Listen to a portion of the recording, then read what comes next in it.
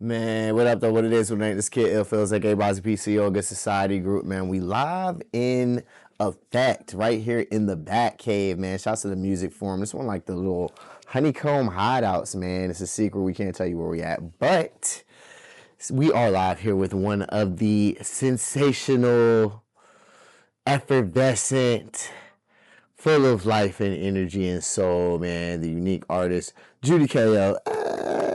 But I'm gonna put that sound effect in the background. But man, Judi, what's going on, man? What is going on? I appreciate you coming through, or you know what I'm saying, having us come through and definitely vibing out with us, man. Because we've been working together for a while now, man. A number of calendars and years, yo, and that's a beautiful thing, yo. Is a beautiful thing. So we're gonna get into it though. You're gonna uncover some for me and for the people. I'm sure I'm gonna learn some more about you in this little short time we have together real quick. But let's run it from the top, man. Okay. Judi, where are you from? I don't even know if I know this. Really? Okay. I say, it's a lot. Because my mom was a military kid, so we really hopped around. So I was born in North Carolina, but I was halfway raised in Jersey, halfway raised here. Yeah. What part of North Carolina? Raleigh. I was born in Raleigh. Okay. And then we went to Camden, New Jersey, so we're basically cousins with Philly. Yeah. I got family from East Orange, shit like that, New Edison.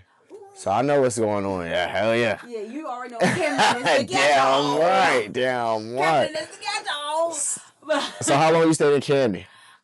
We stayed in Camden until I was 9. Work. And then when I was 10, we moved here. And I started going to school out here. We were out Virginia Beach first, and then we moved to Norfolk, and it was just Norfolk to death of me. Okay. No doubt. So I definitely claim being Norfolkian because even though I was halfway, partially raised in Jersey, all of my family is from Norfolk. Mm-hmm. Oh, work. All of my family is from Norfolk. Like, all my cousins, on my side, cousins. Work. Everybody's from Norfolk. Like, my bloodline starts in Norfolk, VA. Like, out Norview, out the hole, that barbershop. Yep. My grandma Britt used to own that barbershop. I'm from around there.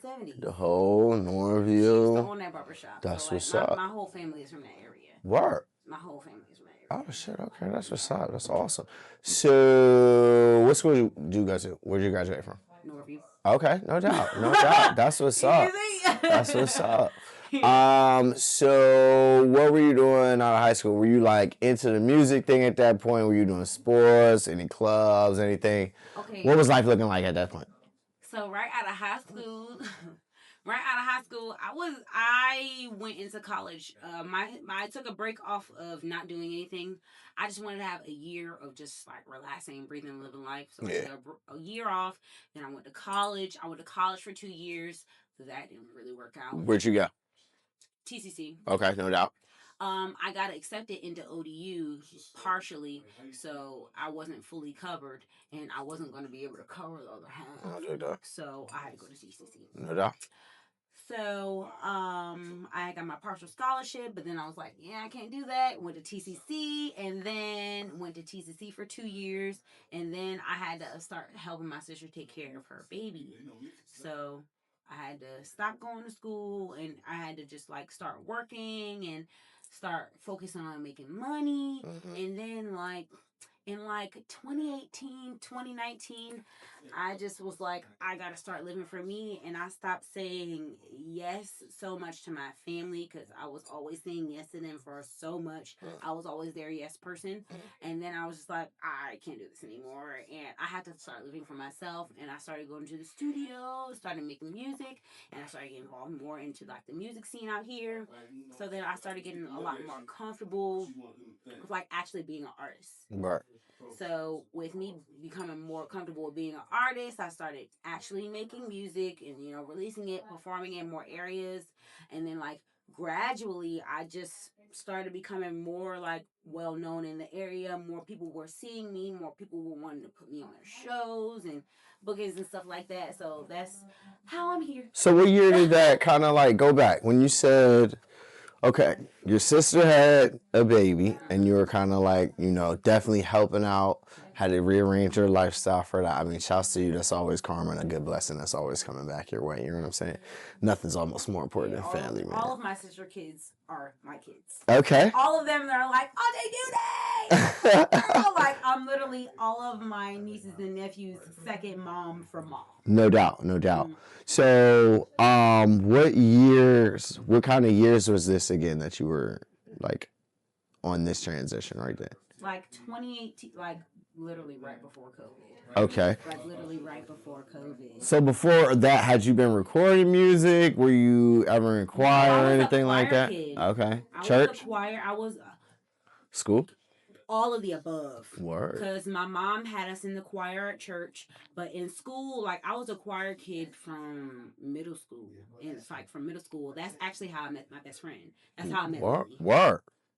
Me and Lily, we met each other in culinary class at Azalea Gardens. Oh shit. And then we became best friends in chorus class. That's so we funny. met each other like cordially in chorus class. And then we just started from there. And like ever since then, I just started realizing I had a voice that wasn't like anybody else's. That's cool. That early? That early. Okay. Like I was getting into all city. I was getting solos. I was getting picked to do this and that. Like there's this one memory we have back in middle school where we were doing a Christmas show and we were supposed to be doing Oh Holy Night. And the guy I was dating at the time, like I had saw him right before we went on stage. He was like, "Don't mess up. Tell her to go because why she's in the back." Because she know the story I'm talking about.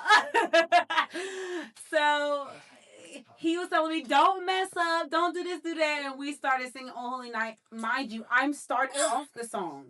I'm starting off the song, and I'm like, "Oh Holy Night, the stars are brightly shine," and it just went left. For real. It went so bad. I was so embarrassed. But then we pulled it back and we got it back together and we finished the song. But ever since then, I just like made a promise to myself that like no matter what happened to me, I wasn't going to allow like outside forces to affect how I did my craft. Okay. How I performed and how I performed on stage, because like that's one thing that separates me from like everybody else in the world. Okay. And what separates me from, I don't know. I just know that my music and how I perform and how I sing, it just makes me different from everybody else. I know a lot of artists, like they think that in their brain, but like I don't know if they actually feel that way. I know they might like feel that way because of like the attention they might get from it, but like I really feel and know like what I do is different.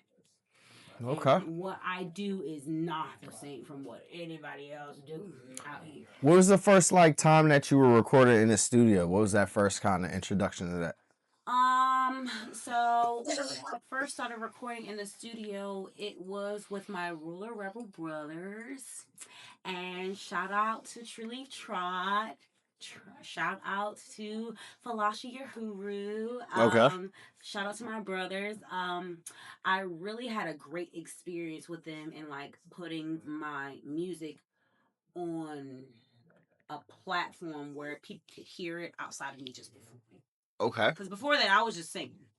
Okay. Before that, I was just singing. I wasn't writing any music. I was meeting other people that like had beats, but like I wasn't really finding anybody's like beats that I could feel comfortable that was like different enough for me, because I thrive on a beat that nobody else has heard, like a different type of beat that like nobody else has been like, oh, I heard that type of something before. You didn't hear this. So what was the first project that you put out to the public? First project was called Black Comfort. Okay. It's still fire. I still listen to it today. Actually, the 20th is going to be, what is it, the 5-year or 6-year anniversary? I think it's going to be the 5-year anniversary of me releasing Black Comfort. And it was a project. It was just an EP, but it was a project where it was the first thing that I really released, like, as a body of work. Okay.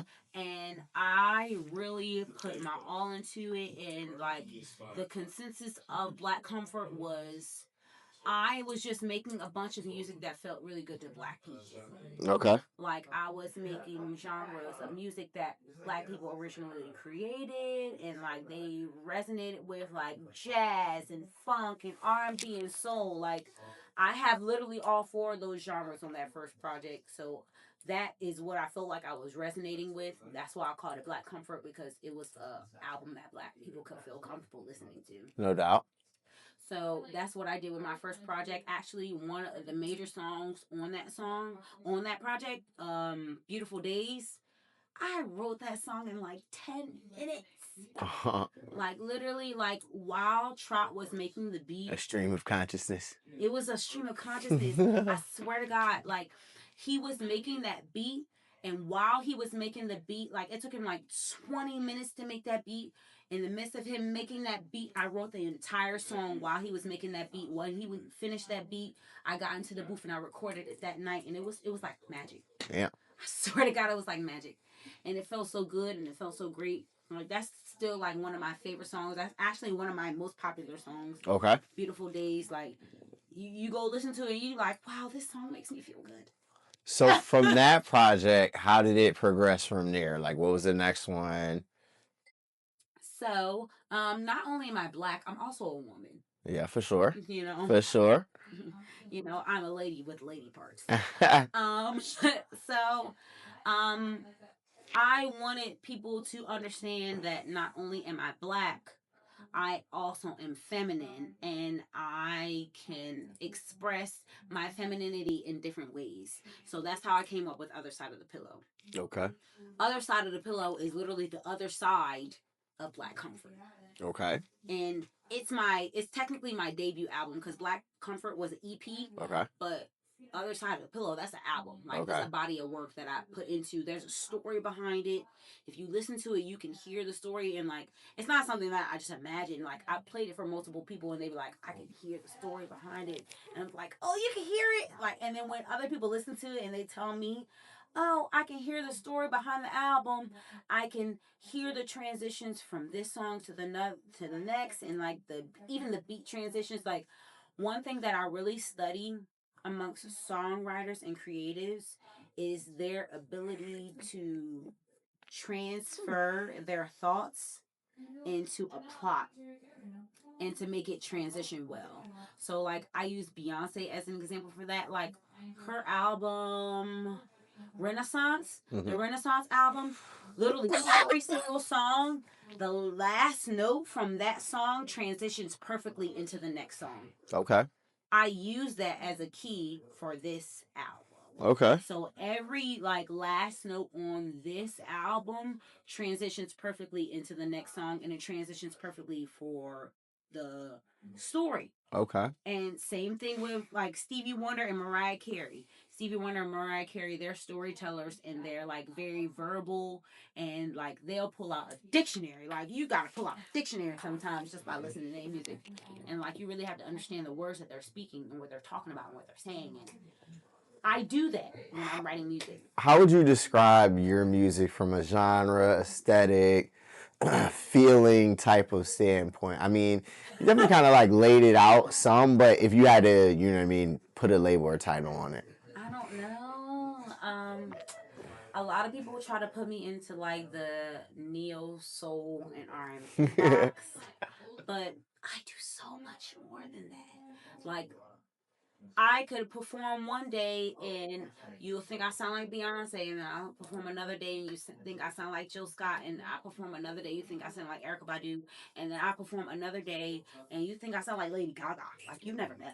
Yeah. You never know. Yeah. Like so there's this like trend going on where if you put your Instagram name into Google, it'll give your own little synopsis. For real? So I did it like a couple of times, and one of the times that I put it in, it said I was genre fluid. And I was like, okay. What? AI gets me. That's funny, yeah. AI gets me. That is funny, yeah. I'm genre fluid. That's but like literally funny. I'm really genre fluid. Yeah. Like I can do this thing. Like I said, I'm a chorus kid. So there's no genre that I feel like I can't like tackle, because I'm classically trained, and like if you want me to sing show tunes, like there's this one video that I posted on TikTok of me singing I'm telling you from Dreamgirl. That's my highest view video. Like that view. Go check out the video. Go check out the video. Check that out. Check me out on TikTok. That video is numbers. How do you think your classic training kind of like comes out, or does it support your musical efforts, or does it play an aspect in where you're at now? You know what I'm saying? It plays an aspect in everything. Shout out to Danielle Roby. Shout out to Danielle Roby. That was Early instructor. Yeah. Okay. Like in high school, she meant everything to me. Like she was really the person who took the effort into like making sure she made it her personal deed to know that I understood my talent, Right. And to understand what potential I had and what I could do with what I had. Right. So, and she did that for me. She did that for my sister. She did that for so many other kids outside of me. That's what's up. So like, she was really the person that a lot of us connected with. Like, she really got down to the nitty gritty and like, she really connected with her students. So, like, working with her, it helped me really understand my gift and what I can really do with my voice. Like, I can't just sing this one thing. I can sing 5 other things too. Yeah, for sure. Like, I can sing show tunes from this musical, or I can sing something classical by like goddamn Porgy and Bess.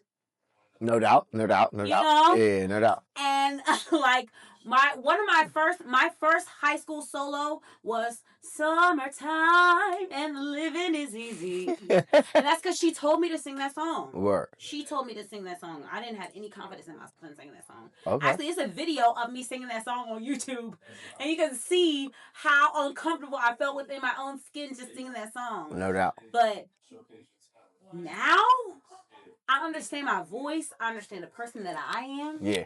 And I feel a lot more comfortable, like, embracing every gift that I have and every aspect that I have just to become the best Judi KO that I want to be. No doubt. So now that you found, you know what I mean, you kind of your groove and you're confident in your artistry and everything, what is kind of next on the horizon for the people that you're going to be kind of introducing? Is there anything that you want to reveal to us? We want to know what's in the mind of Judi. So, I do plan on being very present. Like, I took like a year off.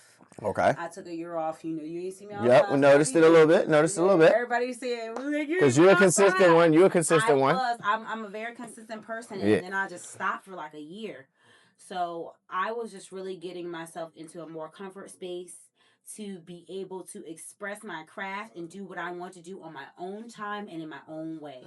No doubt. And not do it for nobody else. No doubt. And not just be like out here performing just because it's this thing going on and that thing going on. Yeah. And like I know how to move out here. Yeah. If you're not doing nothing, you basically in the background. But like if I am doing something and I'm not feeling it, you're not going to get the best out of me. Yeah, for sure. So I want to make sure that you're getting the best out of me when I'm giving it to you.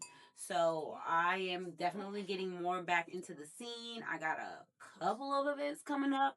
I am doing a model versus car show this weekend, but that's just modeling. That's not me performing.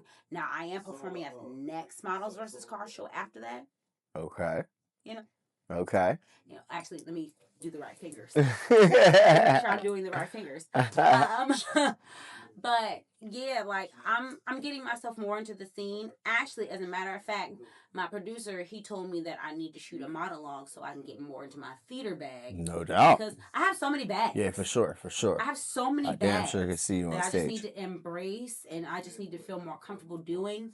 And I feel like that's what I need to lean more into. Yeah, for sure. And not just like this one route that is right in front of me. I like that. So that's really what I'm working on. Okay. I'm working on expanding my horizons. That's what's up. That's what's up. Well, keeping it moving, you know what I'm saying? Keeping it growing and glowing.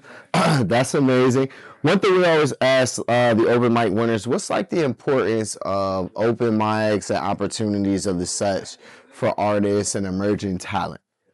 So one thing I've learned about being an artist performing out here, if you ain't on the scene, you ain't gonna be seen.